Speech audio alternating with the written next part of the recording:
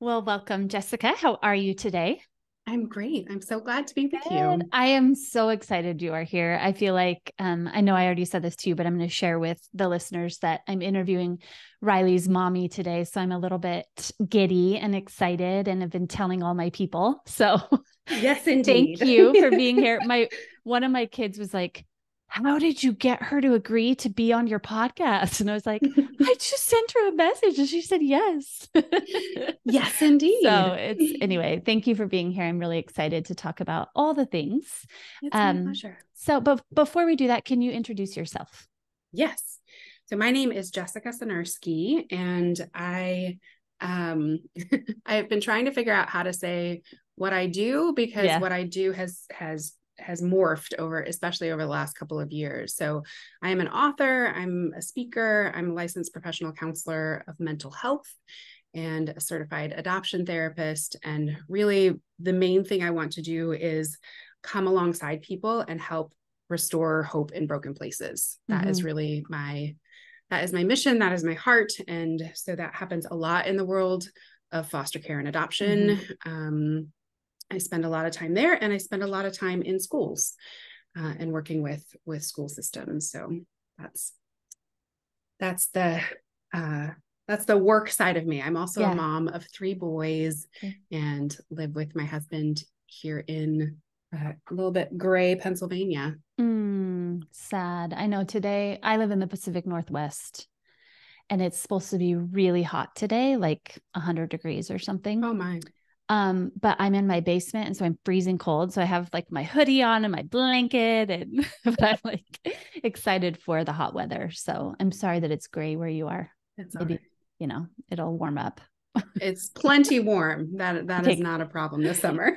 good, good, good. Okay, well, before we jump into all the things, I am just curious because I did read that you have three children, three boys. I do. And so I'm just curious if you have a favorite age so far.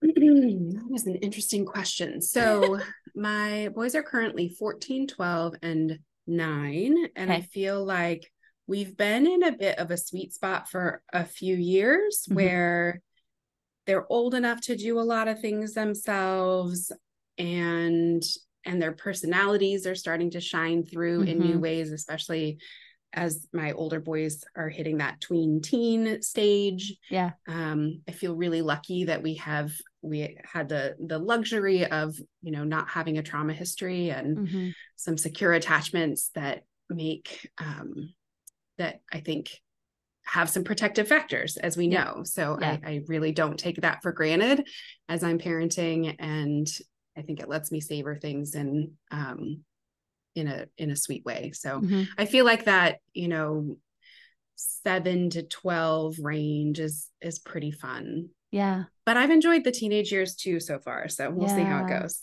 Yeah.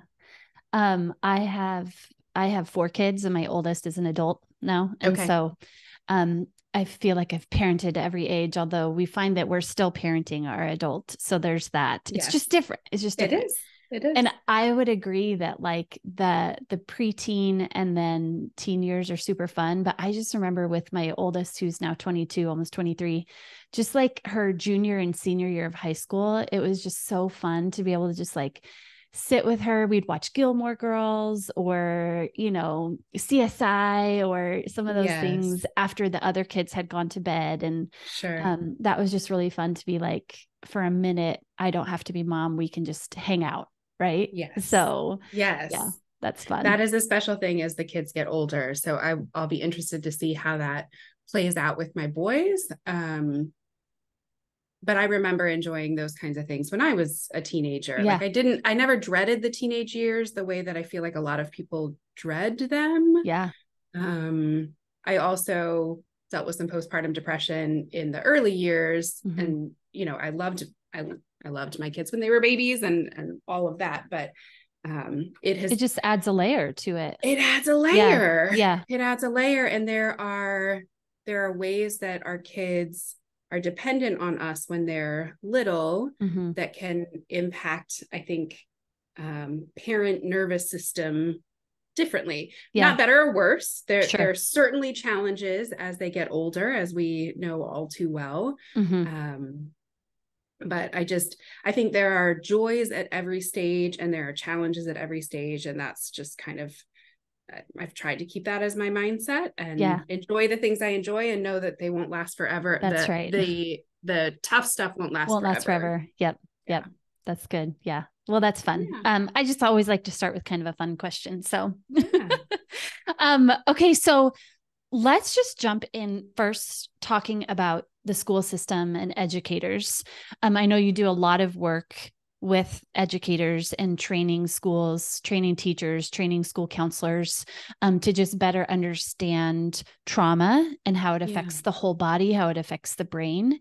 And so I'm just curious, like from your perspective, what do you think when you're at these trainings and you're seeing people who go from not knowing is what I'm just going to call it like it is, not knowing to seeing these light bulbs come on. What do you think it is that like shifts them over to that place where they are willing and able to do it different? Yeah. Do it better. I think it's similar to what helped me. I think when we can sort of get the X-ray vision for what's going on in the brain, I think that is really powerful to see behavior as communication. It's hard because there's 25 or 300 or 1,200 students communicating all at once, all the time. And so that's a lot for an adult's brain to sort of take in. But where I see the sort of light bulb and shift happen is when we can talk about it in a way that takes the shame and blame out. Like this isn't hard because that's a bad kid, or this isn't hard because you're a failure as a teacher. This is hard because the brains and bodies in the room are not connecting in some way. And there's hope. That's not the end of the story. And so I think what I've seen go awry with trauma training sometimes in schools is there's this emphasis on like, okay, there's all this impact on the brain. We know trauma impacts the brain, trauma impacts development, trauma impacts all these things. And we don't get to that next step of like, okay, so, but now what do we do? Like, what does that mean for me as a teacher I've got these 25 little faces looking up at me, or not looking at me. And I'm trying to figure out how to get through my day.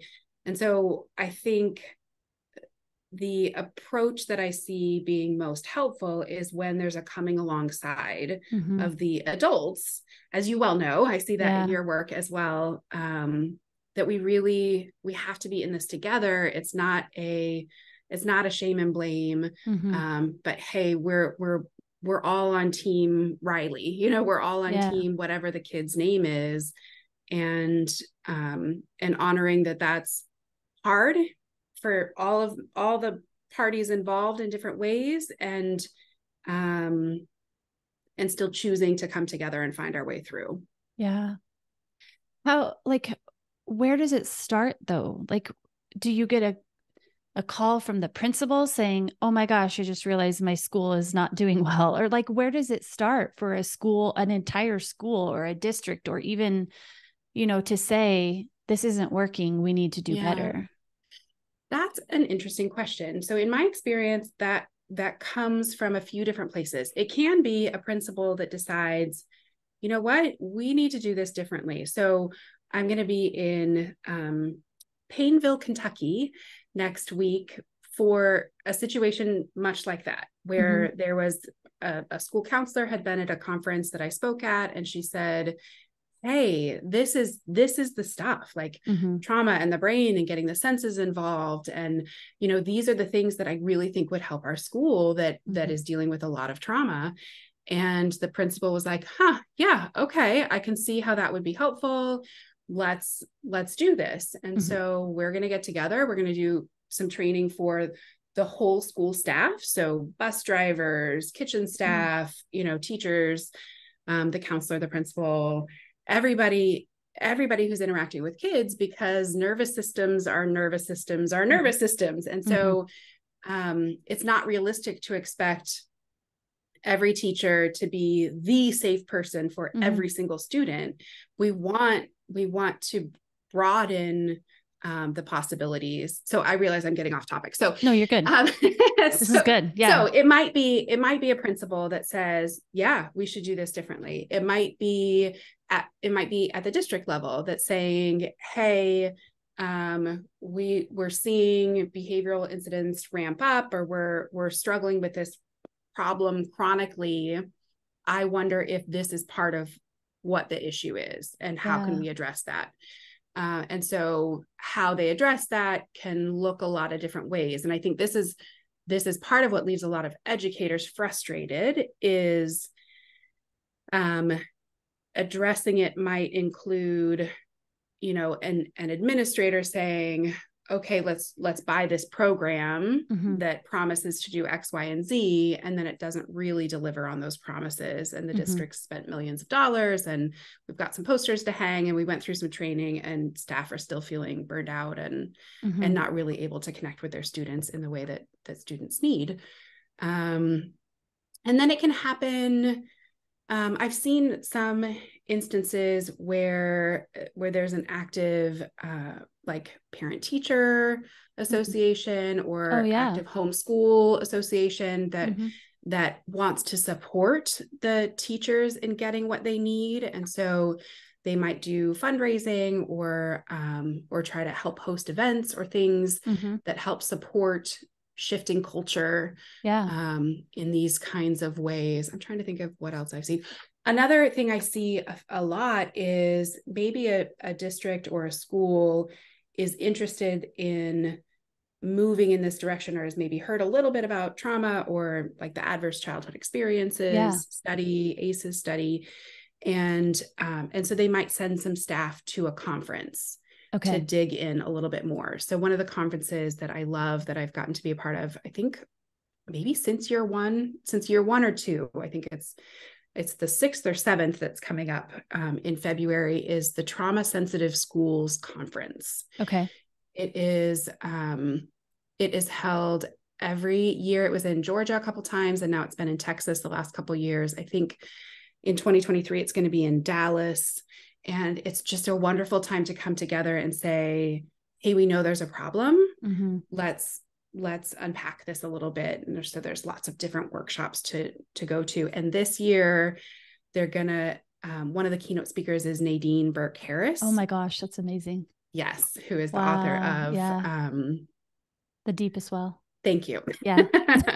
And so just really diving into how there's clearly this big problem. Yeah. How does it change? Yeah. How can we do better? And that, if you're watching the video, you can probably see my eyes lighting up. Like, that's the stuff that gives me so much hope. That's part of why I agreed to come on your show, is I see that in you, of like, we've got to come together and we don't know what we don't know. That's right. So while we live in the information age that's just blasting content all the time, there's so much misinformation and outdated information out there about the path to healing in the school setting, in child welfare, in mental health in general. And so that breaks my heart, because it just leaves everyone frustrated. That's actually part of how Riley was born. Riley the Brave was born because of a lack of resources that were translating brain science into something that a kid with trauma would actually engage with. Yeah. Yeah. Well, and we'll come back to Riley, because you did an amazing job of doing just that. And so I want to talk about Riley here in a little bit, but I am curious though, like, what if you are someone who is seeing that a school or teachers are kind of maybe stuck in their ways or being triggered by their own stuff?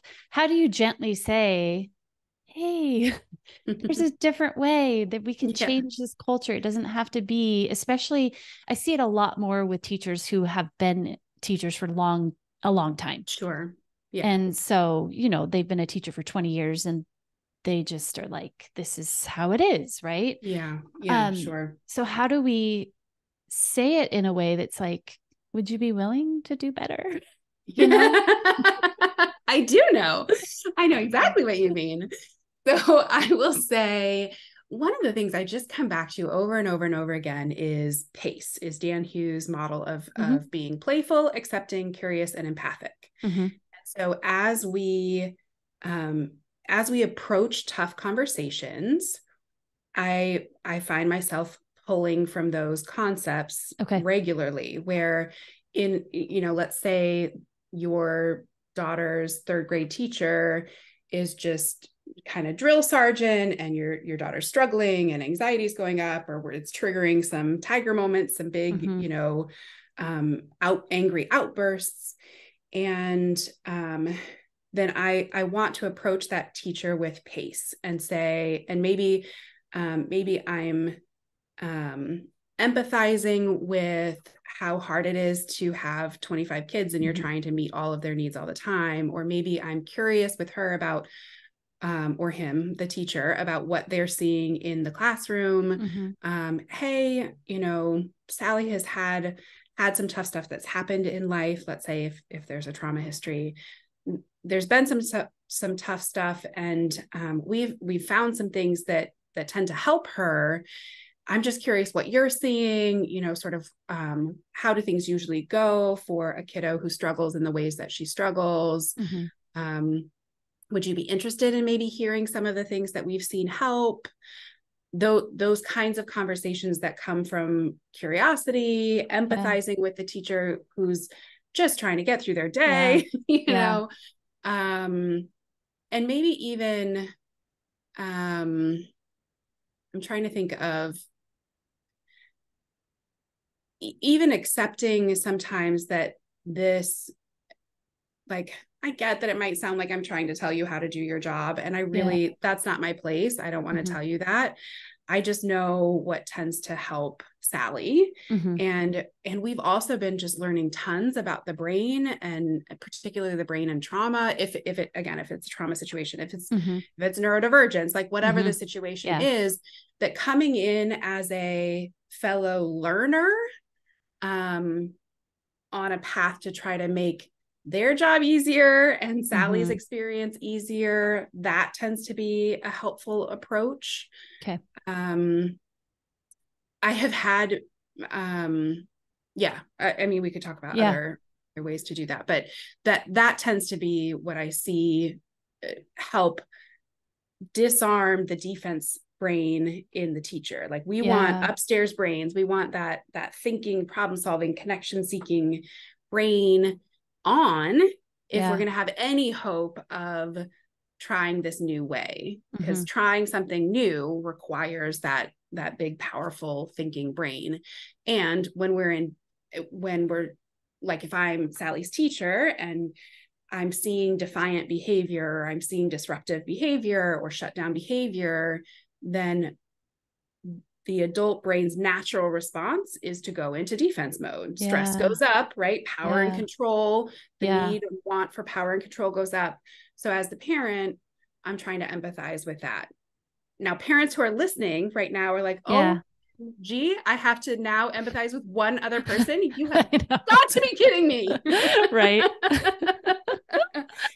I hear you. And I am here to try to make it easier. So that's part of why I've created a bunch of resources that I keep available for free to help that with that language. Okay.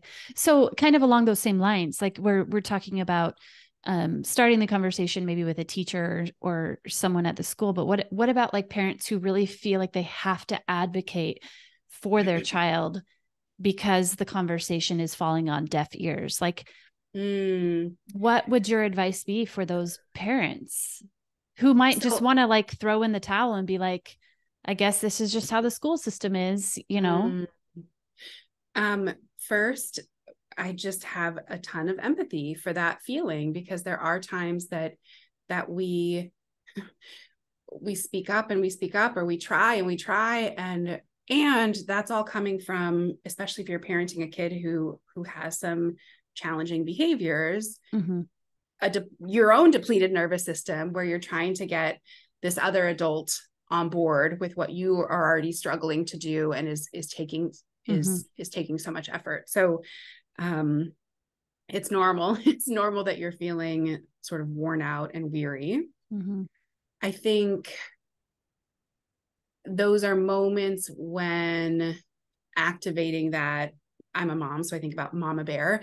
Activating that, in channeling that in helpful ways, might look like, going up the chain of command or chain of support, let's say. Okay. Instead of thinking of it as a chain of command, let's think of it as a chain of support. This teacher's struggling. Maybe this teacher is not getting the support they need to be able to implement this well. So maybe I'm going to reach out to the school counselor, or to, if your school has like a mental health liaison, or the principal or the assistant principal, to say, hey, I know my kid needs some support to as we all do. It's not just this kid, but I know that there are certain things that really help my child succeed as a student, and I'm struggling to have that conversation together to make it happen.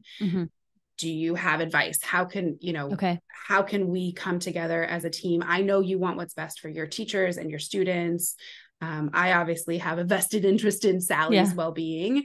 And so how can we be a team? Like really, really activating that. It's not me against you. It's us against the problem. Team. It's us brainstorming together for how this can go best, as opposed to, you need to do your job and this is ridiculous. Even if all those things are true. I know, right? Tell your friend, shout, have your places that you can weep and scream and vent. We need that desperately. So that we can then bring our upstairs brain to say, hey, Sally really needs you and me to figure this out together. How can we do that? Yeah, that's good. That's good. So I am curious then, like, if you have, so I've just seen this a lot on social media, where teachers will be posting about like, oh, the district's response to this child throwing their desk at me is to send them down the hall for a sucker, and then they get to just walk back in and like nothing has happened. So that's an extreme example, but I see these posts a lot. And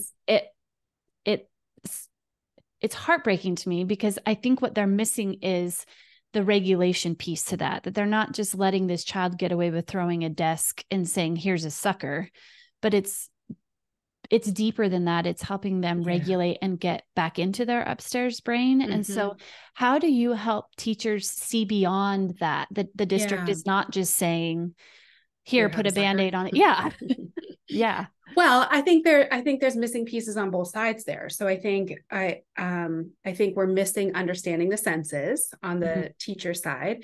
Almost every time I talk a lot about our hidden senses, and teachers, social workers, mental health professionals, parents, everyone is like, why has no one said this? Why is no one talking about this? Because it has such a huge impact on behavior. Understanding deep pressure, understanding how, like, that we sometimes need to suck on things, or we need to chew, or we need to move, we need to bounce, we need to crash into things, all of that stuff. So I think there's that piece that we want to support the teacher in understanding. I think in that scenario, what I'm hearing from the district side is there is still a need for repair, and repair doesn't necessarily mean making direct eye contact and saying, I'm sorry, I threw a desk at you, and then having detention for a week or something. Like, that's not necessarily what repair means. But we are doing everyone a disservice if we don't pay any attention to relationship repair, because that relationship has been fractured. I'm not saying it's all the kid's fault, right? We don't know what happened that led up to the desk flipping. I'm not saying it's the teacher's fault either. But there has been a relationship rupture. And we know that when that happens, we need to repair. And if that teacher is in charge of 25 nervous systems and all their learning and all their, and all these expectations, and is not getting support to help the repair process, we're really doing the kid a disservice, let alone the teacher. Yeah. So those are the two sides of that I see missing. That really need. So where being trauma informed can swing the pendulum to not, and I hate to even use the word, but like hold kids accountable, to not have healthy expectations for kids. We want high expectations for kids with high nurture, with the regulatory supports that they need, with the sensory supports that they need. Both and. It has to be both and. And so I seeing a post like that is a teacher. I'm seeing a teacher brain in survival mode. And that is heartbreaking for the students for sure. And it also breaks my heart a little bit for the teacher, because no one wants to live like that. I know. Yeah. That's hard. It's hard. But I do hear what you're saying, which is that there's something missing there. So on both sides. Yeah, on both sides, there's something missing there. And if we can just add in that missing piece, then both sides can maybe feel better about what they're trying to do, which is they mean well, they're trying to meet the needs of the child, but there's the fact that it's causing teachers to like make these, and I see it a lot from, just a lot. So that it's happening more than just like to one person. Exactly. But that missing piece could be what then allows the teacher to feel like, oh, okay, this is working. That's right. What's best for all of us. So that's right. Yeah. Right. And so then instead of that child having to leave the room to go get a sucker, maybe that's a kid that needs a 2-minute jumping break every 30 minutes. And, that's a kid that needs to be in the gum club and get to chew some gum, or have a water bottle with a straw that they can suck at their desk. And then they're not going to get to that tiger moment, desk flipping state, where we have to rupture and repair. But I think right, there are all these missing pieces ahead of time that are leaving everybody frustrated, and that's heartbreaking. Yeah, it's hard. Kind of shifting gears a little bit, I'd love to talk just a little bit about social work. I come from the field of child welfare and still have my hand in it a little bit, or I guess my foot, maybe, I don't know, some part of my body is in it. And it's just this constant thing that I don't see getting any better, which is social workers making these big decisions for kids and families without trauma awareness, or maybe they are aware of trauma, but maybe in that moment, because they are perhaps in their own survival brain, right? That they're making these decisions that are causing more damage or more trauma to the child, to the family, to the parent. What do we do with that? So these are the questions that keep me up at night. Because I think we have to do the big stuff and the little stuff. So the big stuff is we do have to advocate for system change. We have to advocate for unpacking, implicit bias, and paying attention to our own trauma histories and privilege, and how systems have been set up that are really hurting kids. There is that piece of it. There's also the small stuff of getting good training and supporting, healthy caseload numbers. And that's not a small thing. That's a big thing. But I know. Yeah. I think there are, so it sends me back to when I first got out of graduate school. I was working in foster care in the South Bronx, and it was just heartbreak and brokenness and and systems of oppression everywhere. Mm-hmm. Mm-hmm. And those are things that naturally shut down our learning brain. Those are Mm-hmm. things that make it, we want to tuck into our turtle shells. We Mm-hmm. want to, or we want to just be mad at everybody and blame everybody. Mm-hmm. And neither of those will get us through. That we might need to be in that state to survive a little bit, and that's okay. That's okay. I certainly had those moments. And then we find what our part of our piece of the puzzle, our way that we come alongside is going to be.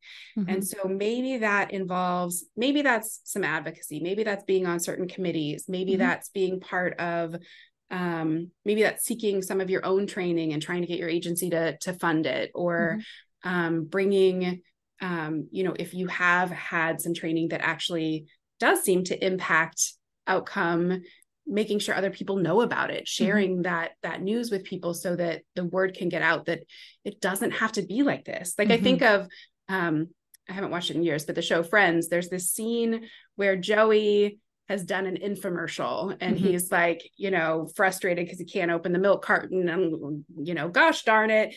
And the other one's like, there's gotta be a better way. And the host says, and there is, Kevin. I feel like that in my work, that I feel like understanding attachment and trauma in the brain and the path forward, not just getting stuck there, but understanding the path forward, that's the magic beans. Like that's the better way that I want everyone to have access to. Yeah. And, so how does that happen? It's conversations like this. Yeah. It's, it's the little things and the big things. Yeah. Okay. So then where would you direct, whether it's so kind of like putting this bigger now, whether it is a school district or a teacher or a social worker or a, foster care agency, where would you direct them to go if they're saying, how do we get more of this into our systems? Yeah. So I'll tell, so I'm thinking about like the different people that I know, the different ways that can happen. I know that, so for therapists and social workers, I have found the book, The Neurobiology of Attachment-Focused Therapy, to be extremely helpful. So much so that I teach a course around it. I've worked with one of the authors pretty extensively and teach some courses with him as well. But that, I feel like understanding the neurobiology of attachment and trauma and what's really going on is essential for caseworkers and therapists who are involved in the child welfare field. So not that I'm the only person that has things like that. There, I think TBRI can be helpful, which I know you talk about a lot. Yep. I know that DDP, dyadic developmental psychotherapy, or dyadic developmental practice, that's a great model. That's actually the model that's talked about in the book I mentioned. I think making sure that we're looking at brain and body is essential if we're going to make any progress in that space. I also think, so if we're thinking about schools again, is it a teacher that's struggling? Is it a school counselor? Is it a principal? Is it a district? That's where you're going to go is going to look different. I don't know how to say her last name, which I should learn, but Lori DeSaltis. She has a website, Revelations in Education. If you want to really go into all kind, like if you want to go deep, she has some great resources. I founded the organization Brave Brains to try to help translate some of this neuroscience into action steps. I do a lot of work with school counselors. I do a lot of, early childhood education, pre-K, K-12 training. And then my current resources are really, there's a lot for the elementary ages. And there are some things coming that will help you light up the learning brain, that will really help you put brain science in action I think my goal is in a not overwhelming way. I think with some of the bigger systems, so Bruce Perry's work, right? Fantastic. Yeah. That please go get trained in all the things. Go, go learn collaborative and proactive solutions with Ross Green. Like do the things to get trained. And we know that not everyone has access to the entire neurosequential model in education. And so that's part of that bridging the gap that I'm hoping to do. Yeah. And on the family side of things, I love that you have this podcast and your efforts in that space. Robin Goebel has some wonderful, wonderful things in that space. And I have also, again, I'm in the process of shifting things around. Like, part of why I write picture books is that parent brains are tired. And so trying to read the whole, 200-page book about this thing is overwhelming, but maybe you can read this picture book with your kid and the 5 pages at the end. And that learn will something. Yes. And then reading and rereading hits a different part of your brain than just being taught something. So stories actually activate the default mode network, the front to back connection in the brain. And so having a story about Riley's sensational senses, or having, I'm trying to think of what. So Marie discovers her superpowers by, no, I don't have her name in front of me, an adult adoptee, Shatra. I'm going to forget her. I was just looking at her stuff because you told me about her. So her series it's in picture book format. Like, those things can be so helpful for demystifying some of this brain behavior connection, and not just brain behavior, but like, what's really going on? What's the real need, and how can we meet that need? Because then things will go better. And sometimes that need is skill building. Sometimes we need some help building our self-control muscles, or, practicing routines so that we can remember them, or whatever it is. Okay, let's uncover that and make that happen. Yeah, that's good. Okay. So let's talk about Riley now, shall we? Sure.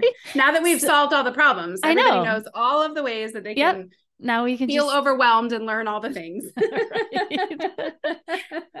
So I discovered Riley the Brave. Actually, I heard you on a podcast. I want to say like 3 or more years ago.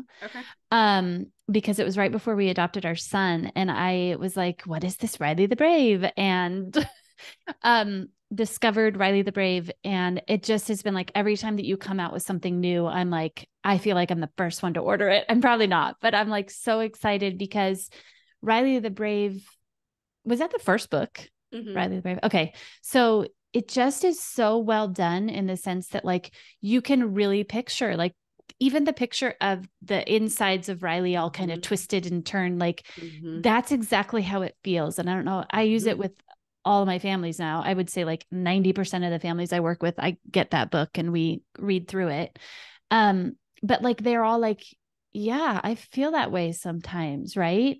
Or when we're talking about, when we're reading about like the porcupine moments or the tiger moments, my own kids, but also the kids I'm working with are like, yeah, I do that sometimes. That's like when I hit mommy, or they're able to make that connection, which is why I just love Riley. And then everything that you've come out with, I now use the cards a lot with families to be like, okay, now that we understand these terms, let's take it a step further and normalize having these conversations with each other. That it's not just me, Melissa, talking to your child. It is now you guys as a family talking about when's the time that you have felt like you've had a porcupine moment, and they're hearing mom say, oh, when the garbage man didn't pick up my garbage, or whatever.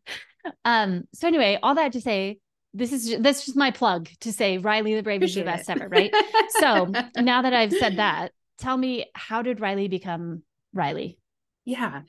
Well, first, thank you. And also what you're describing is exactly what I envisioned Yay. in writing this, that Mm-hmm. and in creating the things that I've created since, that as a therapist and then as a mom,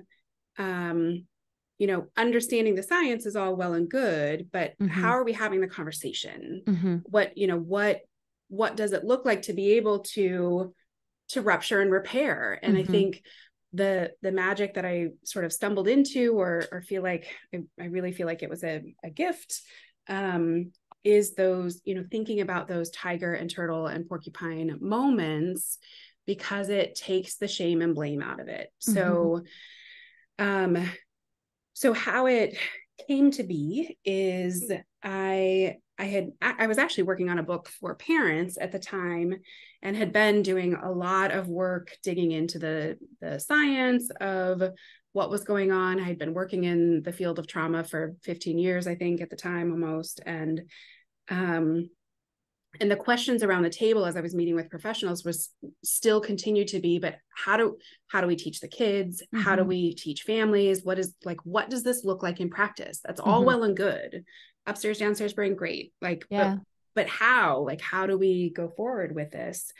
And so I started thinking about the ways that we as humans, not just with trauma, but we as humans sort of protect ourselves. Yeah. And reframing that as the courage of survival, because we know that's really what it is. Mm-hmm. So kids who have big tiger moments, that has protected them at some point. Mm-hmm. Maybe not physically, sometimes physically though. Yeah. Yeah. Having a squirrel moment, we think of like hoarding or sneaking or stealing, or sort of squirreling away resources.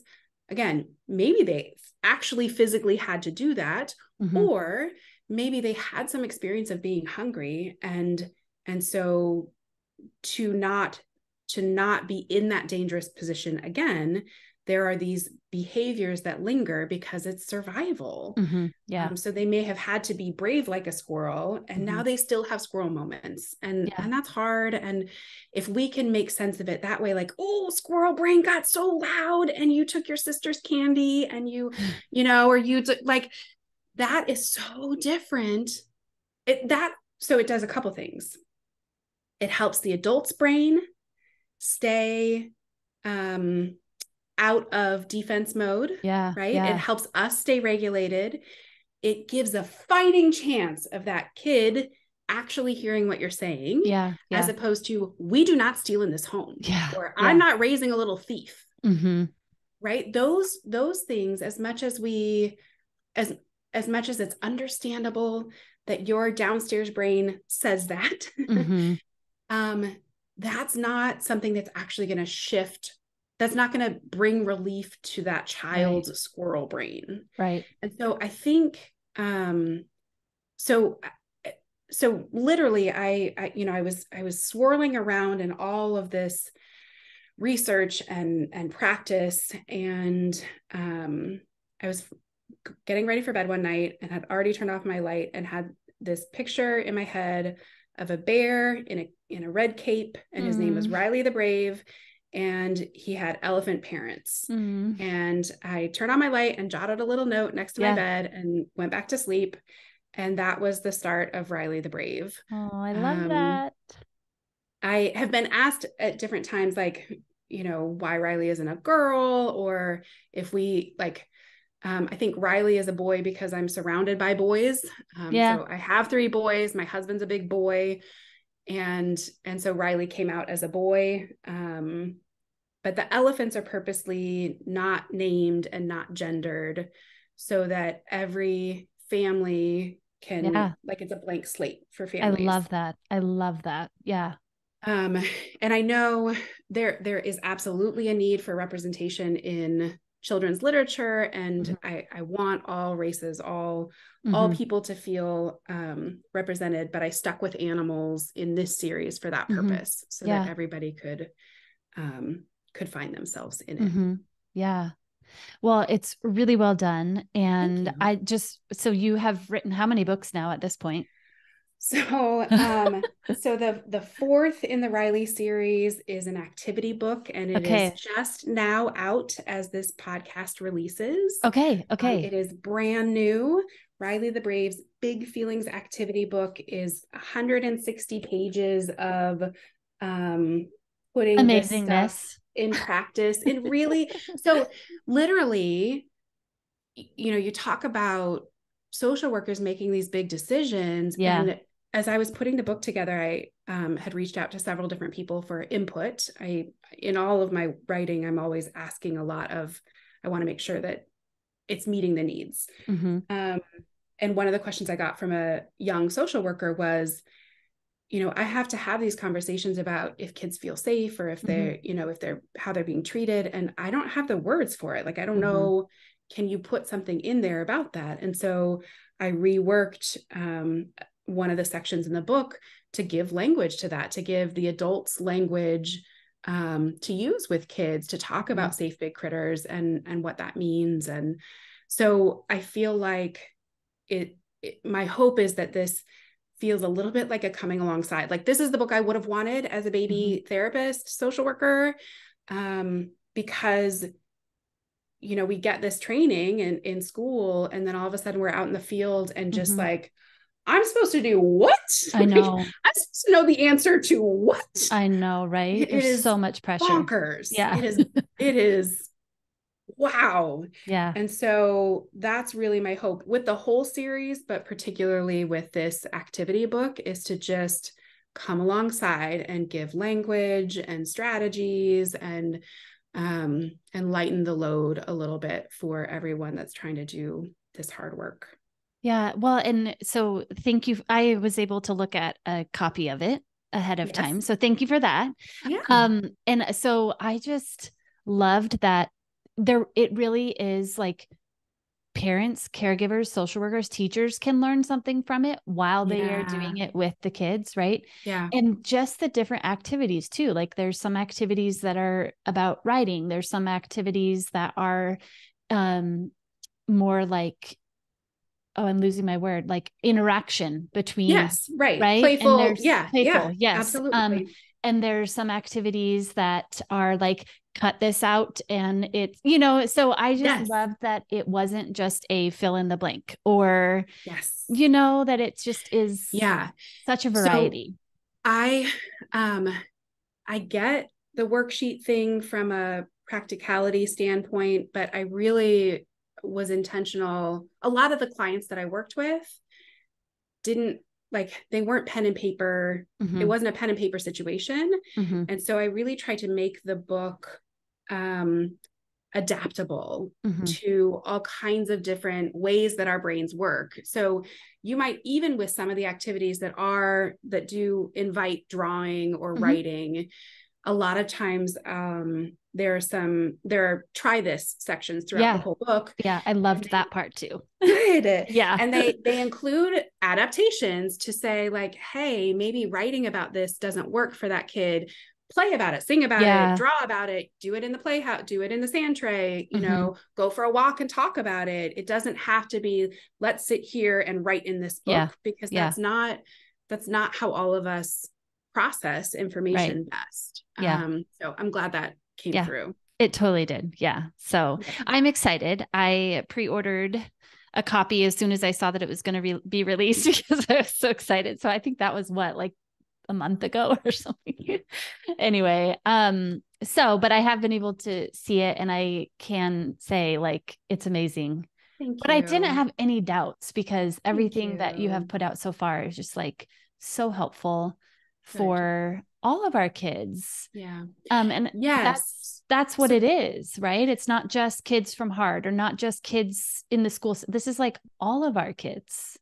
That's what I think of with my work, that I feel like in many ways it's these strategies. I'm not the only one saying it, but what I put into Riley the Brave makes it to school, or Riley's Sensational Senses, what's in there is really essential for our kids with trauma histories.